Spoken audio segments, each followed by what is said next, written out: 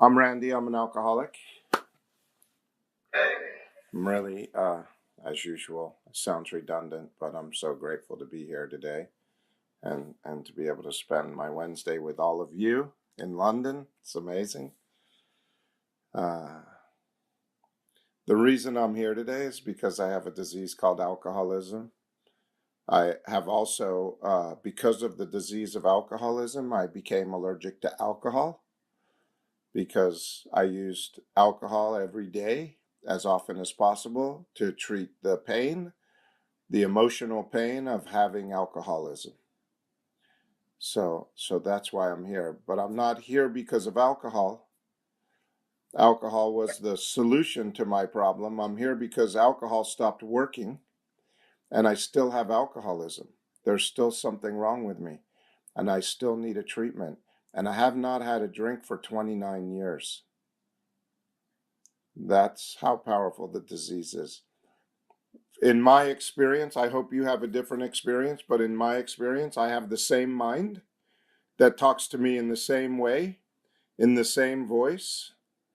And this same mind is just as restless, irritable, and discontent as it was the day that I got here, because I'm driven by this unsatisfiable, fault-finding, opinionated mind that's always in a hurry, is easily frustrated, and can't stand the word no.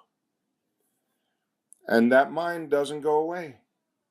It just doesn't. If it did, I wouldn't be here today. I'd be at the beach surfing.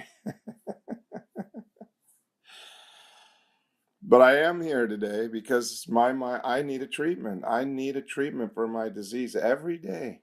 Every day I wake up.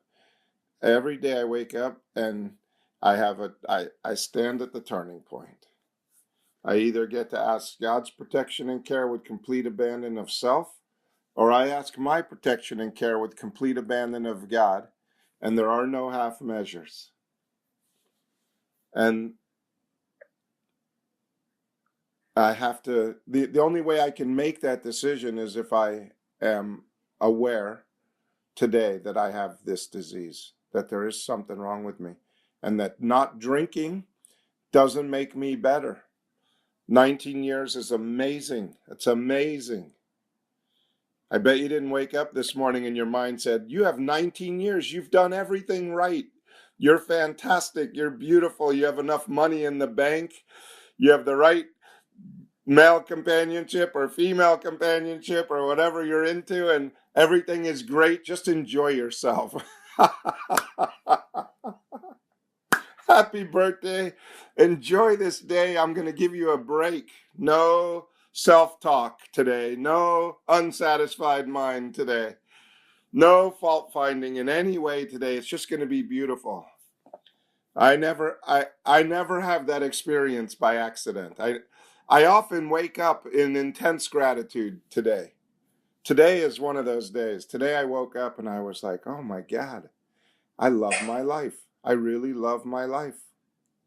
I do. I love my job. I love my wife. I love the house I live in. I love the car I'm driving. I love my dog. I love the weather. I'm just in love with life today. I really am. I'm overwhelmed with gratitude today. Uh, I've also been reading spiritual material every morning. I've been meditating every morning. I've been trying to be the best man I can at work every day. And things are going well right now for me. So my ego and my mind is not complaining right now. Now I don't know if nothing's really changed on the outside. I still have the same job and the same wife and the same life. But today I'm enjoying it. Today I'm in gratitude. So I have a beautiful life today. I love my life today. I get to be here today. Like not just here at this meeting in London, but present. I get to be present where I am and to experience what's happening in my life right now. And that's awesome. It's just awesome to be here. I've never been here before. We've done this meeting every Wednesday for over 2 years, I think. But I've never been right here, right now, ever before. And I've said these same words a million times at this meeting, but I've never been right here, right now before. And I get to have a brand new moment with no story, no old ideas, no reference to the old, in a spirit of complete defeat, in a spirit of I don't know how to lead a meeting. I don't know how to have a relationship with my higher power. I don't know how to have a relationship with my wife. And I need something to help me. And the something that I find is the great reality deep down inside of me. All of the right answers, all of the truth, all of the everything that I need is deep down inside of me. It's not outside of me. It's not a sponsor. It's not a new book that I'm going to read where the answers are there. It might remind me of the answers, and a new sponsor might remind me of the answers, but all of the answers are deep down inside of me. All of the truth, all of the knowledge, all of the power that I need to be the person that God wants me to be today. All of that is deep down within me. And it's not an outside program. This is not about getting a new wife or a new car or new money. It's about going inside and knowing how to be the man that God wants me to be today with whatever I have right now. And so the steps are that. The steps are a way of life. So I thought I came to AA to learn how to not drink, but that's not what happened. I came to AA and I was given a way of life where drinking isn't necessary. Today in my life, drinking is not necessary. And the 12 steps is that way of life. And we're talking about step 8 today. Step 8 says that I'm going to make a list of all the people I've harmed. Let's see what it says. It says, made a list of all persons I had harmed and became willing to make amends to them all. So as a way of life, just real quickly, as a way of life, I admit complete defeat in step 1 right now, in this moment, again, right now. I'm a complete defeat. I don't know how to be at a meeting. I don't know how to sit at a chair. I don't know how to not judge the speaker. I don't know how to not be talking to myself about everything I'm hearing and seeing.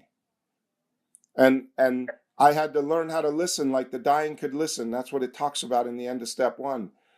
Under the lash of alcoholism, I'm driven to AA, and there I learned the fatal nature of my disease. If I don't do this, it's fatal.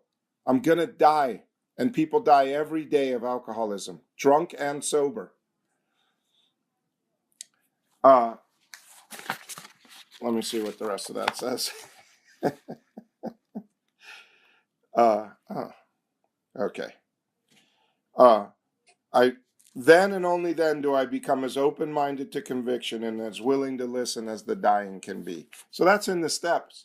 So I have to be willing to listen, not because what I'm saying is important. It doesn't matter what I'm saying, but I'm the one who's talking and you're the one who's listening. So it might be important that you listen like the dying could listen as a principle, as a character for your life, not for mine. I don't care if you listen. It's none of my business if you come or don't come to this meeting. If you like it or you don't like it, it's none of my business. But right now, it's my business to carry the message of Alcoholics Anonymous. And it looks like it's your business to hear something, whatever it is, and not to be in my head judging what I'm saying, and not for you to be in your head listening with the judgmental voice saying, oh, yeah, I agree with that. Oh, I don't agree with that. Oh, I agree with that. Oh, I don't agree with that. And then the next step to take it even further so that you're completely not present at the meeting is, ooh, that sounds good. And then I go and I start practicing what I just heard at work. My body's here at the meeting, but my mind is at work, and it's practicing spiritual principles with my boss. And I find myself getting a raise, a fantasy raise. And then when I show up at work tomorrow and I don't have that raise, and my mind told me I should have it, and I got it, and these spiritual principles are great, then I'm depressed and I hate my boss because I didn't get the raise that I completely made up in my own mind while I could have been sitting at a meeting listening as the dying could listen. But my mind takes me on a trip. Isn't that crazy? It's crazy. I call it the lottery ticket. Here's the best way to ruin your life. Buy a lottery ticket. I buy a lottery ticket, and the next minute that I have that lottery ticket in my hand, I start fantasizing about what it would be like if I won $235 million. And the house I'd have in southern France, and the bicycle I would buy to ride through the Alps in France, and the private jet I would use to fly there and back. And then all the little side benefits I would have, because now I'm driving a Ferrari everywhere I go. And I have this unbelievable, fantastic fantasy life about how great my life is going to be. And then that night I don't win. And the next morning I wake up in an amazing depression because I didn't win the lottery and I don't have all this money that I fantasized that I had, and my life was so good when I had it in my fantasy. And now I'm stuck with this terrible life that I didn't mind before I bought the ticket. I was enjoying it, but now it doesn't live up to my fantasy and I hate my life. So I go off on a tangent. But that's the best way for me to ruin it. When everything's going good, my mind says, oh, you should buy a lottery ticket.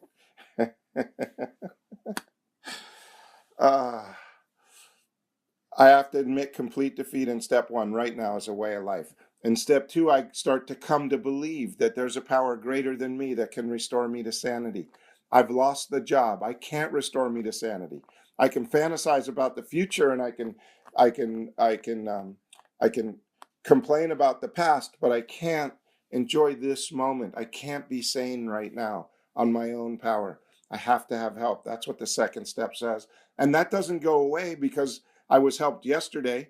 I'm still insane today. I still need the sanity today, right now. Could you help me? Could you be with me? And then in step three, I make a decision to turn my will and my life over to the care of this thing, whatever it was that gave me some sanity, as opposed to turning it over to my mind, which is out fantasizing and hating life. So it's a way of life. And I have to live it. And if I don't live it, I don't get the results. And then so four, I make a list of all the people. And four, I look at all the resentments I have, and I write down what everybody did to me and why I hate everybody. And then I look at my part in it, which is terrible because it's so nice for me to find fault with you, but not with me. I don't have any faults. I am actually a kind and loving and generous and fantastic, never would lie person, except that you made me. And if I can't blame it on you, then I did it. I didn't do that. I would never lie. I would never lie. I'm an honest person. I only lie because I had to, because you made me. And then that gets turned upside down, and I start to see the real character that I really am. I'm a liar. I'm a cheater. I'm a stealer. I'm a manipulator. I'm a selfish, self-seeking, crazed maniac that will do whatever I have to do to be self-satisfied in the day that I'm in. And then after all that, I'll blame it on you. And so in step five, I read that inventory to another man or another woman, and I share my life with that person, and they can listen to my story and go, oh, you might have lied there. That might be you lying and not really their fault that you lied. And I get more restored to sanity. And in six should say, oh, I learned a lot about myself in 4 and 5, and I don't want to be that person anymore. So now I'm going to try really hard with this new knowledge to not do the stupid things I did in 4 and 5 in 4. And I'm going to be a better person on my own power. But it doesn't say that. It says that now that I know all this stuff about me, now I'm going to ask God to remove my whole story, everything I think I know about you and life and everything. I'm going to ask God to remove that, all my delusions, all my fears, so that I could be present in this moment. And that's the end of the old character. Step 6 is the end of the old character. There's no more story left. I'm now, my Creator, I am now willing that you should have all of me, the good and the bad, all of me. That's the end of the old character. Now in step 7, a new character is going to start to get built.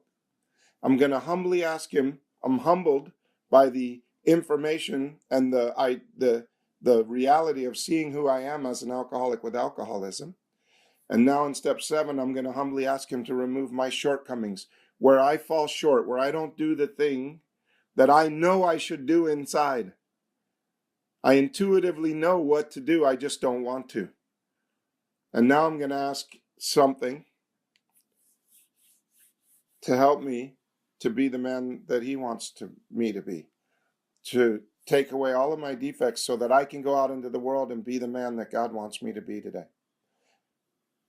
And that's new character. And then I go out to be that man, but there's a lot of people I've harmed in the past. And so I would be a complete hypocrite if I went out to be this great guy and I didn't clean up the wreckage of my past. And that hypocritical behavior could cause me to be dragged back into alcoholism. And so I have to go out and clear up my past so that I don't get continually pulled back into my alcoholism by people who point me out as a fraud, as a liar, as a thief, as the man that I was in the old character, but they won't allow me to be that in new character because I haven't cleaned up the old character. And so, and also in 8 and 9 is where I learn what the price is for the life that I'm living. Until I do step 8, where I make a list of all the people I've harmed and I become willing, that's all it is a list and a willingness. You don't do any amends in 8. I make a list of all the people I've harmed and I become willing to make amends to them. I become willing to have some forgiveness for them and for me. It says, I'm going to just read this and then I'll shut up. Step 8. And this is in the 12 and 12. Steps 8 and 9 are concerned with personal relationships, personal relations. Is anybody having any issues with personal relations? It says, first I take a look backward and try to discover where I have been at fault. Next, I make a vigorous attempt to repair the damage I have done. And third, having thus cleared away the debris of the past, I consider how, with my newfound knowledge of myself, I may develop the best possible relations with every human being I know. To have the best possible relations with every human being I know. That's the goal of step 8 and 9. That's new character. And that's a way of life to clear up the wreckage of my past so that I can be the man that God wants me to be and be clean in this moment and not have to look over my shoulder and not owe anybody anything and not have to make any more amends. So I think that's it for me. I appreciate you letting me come here today and share some time with you. And I'm looking forward to hearing you talk about your step 8 or your step, whatever you want to talk about. Thank you.